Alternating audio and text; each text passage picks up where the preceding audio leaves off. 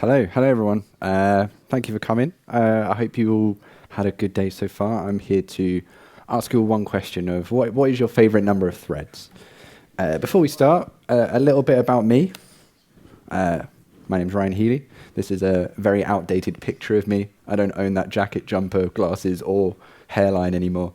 I am a executor service at LMAX Group here in London. Not my real job title, but it may as well be. You know, I get a job, I do a job, and so on. And you've probably been to a lot of talks this weekend, these last couple of days from people known as Java champions. I'm not one of them. I'm a far more inclusive club. I'm a Java chump. The rest of you are welcome to join, assuming you are not Java champions. You're the only people that are not allowed in. Now, a few disclaimers before we start. I'm not an expert. There are probably people in here that understand the JVM and threads and all these other things more than I do. This is merely my own exploration into this question. Side note, I think when they advertised this talk on LinkedIn, they said it was about virtual threads. Sorry if you came expecting to talk about virtual threads. There's a little bit, but hopefully you have fun anyway. Don't take anything I say too personally. As I said, it's my own exploration. All thoughts presented are my own, of course. Terms and conditions may apply. Please seek the Bill's permission. No humans or animals were harmed in the making of this presentation. Yet, we still have 13 and a half minutes, so accidents can still occur. So what's your least favourite interview question? You've probably gone to an interview and you've been given a question that's thrown you off your flow. It's confused you. You didn't know what to say. And for me, it was this question. It was, what's your favourite number of threads? I got asked this in an interview. I paused. I didn't know what to say. I don't really have a favourite. You know, who has a favourite number of threads? I'm not sitting there at night thinking, man, I love having 6 threads. They're the best. Like a lot of you, you're probably thinking, you know, as many as you want, really, or as many as you need. 4, maybe. Some of you probably aren't listening properly and probably think now thinking of a number of people called Fred you can think of, or maybe your favourite musical number from Freddie Mercury. Answer to those two, 3.1 million, and Radio Gaga. Very reliable sources. I did get the job, though, and I made it my objective to make them get rid of that question. I didn't like that question.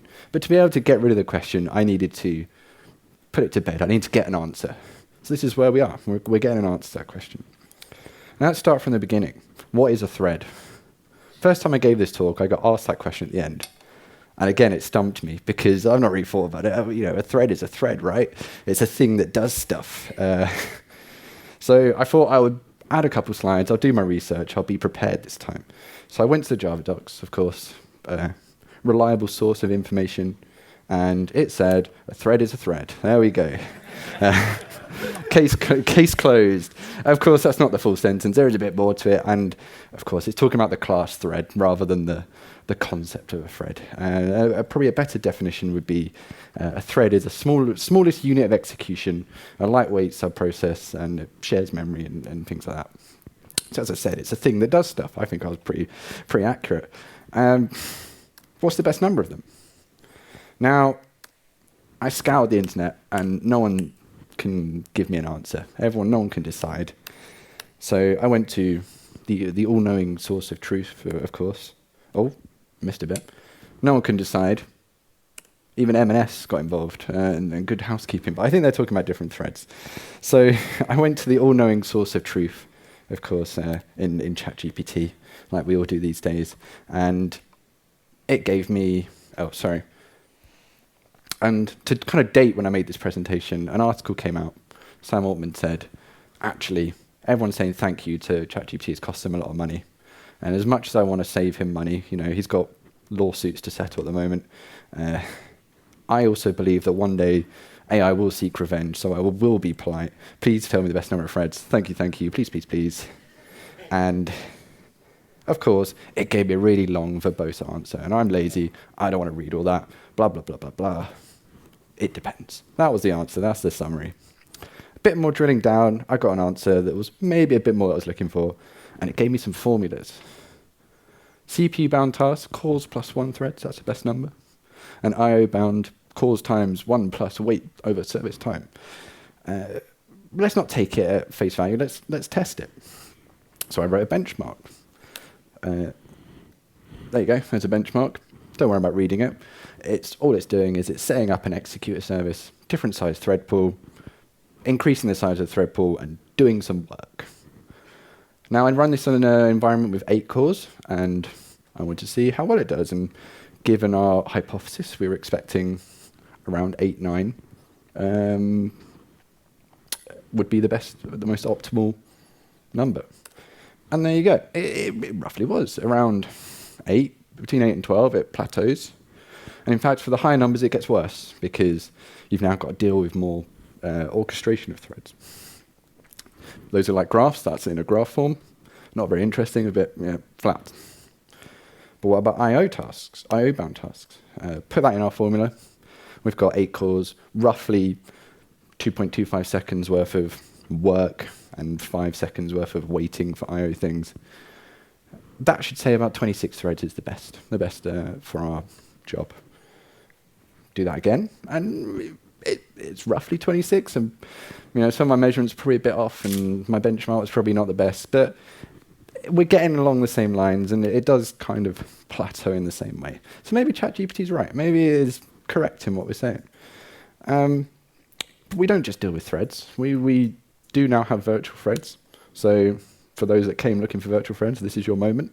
But what is a virtual thread? What actually is the difference between a virtual thread and a regular plain old Java thread? Well, virtual threads are managed by a JVM compared to the operating system, and it's a lot more lightweight. It's only a few kilobytes. It's a lot easier to swap around compared to a system thread, which is about a megabyte. How are they not any different? Only one thread can still be executed on a core at any given time. We're not suddenly magicking up more compute power. So does this change our formula, our calculations? Well, not really. It's great for heavy I/O tasks because we reduce that overhead of swapping things out. But for a CPU-bound task, not really getting much to gain, unless you're going to do millions and millions of tiny little tasks where they can swap around. But a lot of you are, modern tech stack these days, you're probably working with containers. You live in a containerized world, and in containers you have millicores, is when you define how much resource it gets. So does that mean with our formula we need to have millithreads? Can you have a millithread? Well, no. What is actually happening when you specify millicores? What a millicore is telling you is, of a given time unit, how much of a core you're actually using. So if I specified 1,000, I'm getting 100% of that time unit. If I say 500, I'm getting 50% of that time unit. Or 250, a quarter. And that spreads across many cores. I mean, most computers have got many cores. And it doesn't mean that all your work is going to happen in one place. It might hop between different cores. It might hop between different services. But over the overall timepiece, you're going to get that percentage of a CPU. And we talked a lot about performance there, but why not use one? One is always an option. It wasn't the most performant in our tests, but tests can be wrong. They don't have to be exactly perfect. Is it always more performant to be multi-threaded compared to single-threaded? Now, this is a bit where I talk about where I work. I work at LMAX. They build very low latency software for foreign exchange. So they're dealing with microsecond level latencies compared to milliseconds. So they know a thing or two about performance. Not me, I don't work on those bits, but some people do. And they made their name mainly about 15 years ago with a thing called the Disruptor. Some of you may not have heard of it. But what it does is it's a high-performance inter-thread messaging library. And probably from that phrase, you're thinking, we must love multi-threading. We have this whole specialized library for talking between threads. That's a bit of a misconception, because when I go and talk to a lot of the performance engineers and ask, how do we achieve these microsecond level performances, latencies? And they'll tell me, well, they do everything on one thread. Because the reality is, it's a lot quicker to keep everything on one thread for their CPU-bound task, because they can keep everything in memory in the lower level caches in the CPU. There's no orchestration of threads. There's no moving of bits around the CPU. Everything is right there, ready to go. As I said, I'm not an expert in this area, and there's plenty you can read about ultra-low latency stuff and talks from former LMAXs from over the years on how they achieve it. And I highly recommend them if you're interested. But I'm here actually to talk to you about something else. What are we optimizing? I've talked a lot about performance. Do we always want to optimize performance? Because the reality is, we own the code. Until AI obviously takes over and seeks revenge and takes all our jobs and our work and everything, we still need to be the ones that own the code and understand what's going on. And it's one undeniable truth about a multi-threaded piece of code. It's really hard. Why is it really hard? Because we can't multitask. We are not multi-threaded. We're not multi-core. We are a single core computer. We have one core, our brain. We context switch. We don't actually do things in parallel.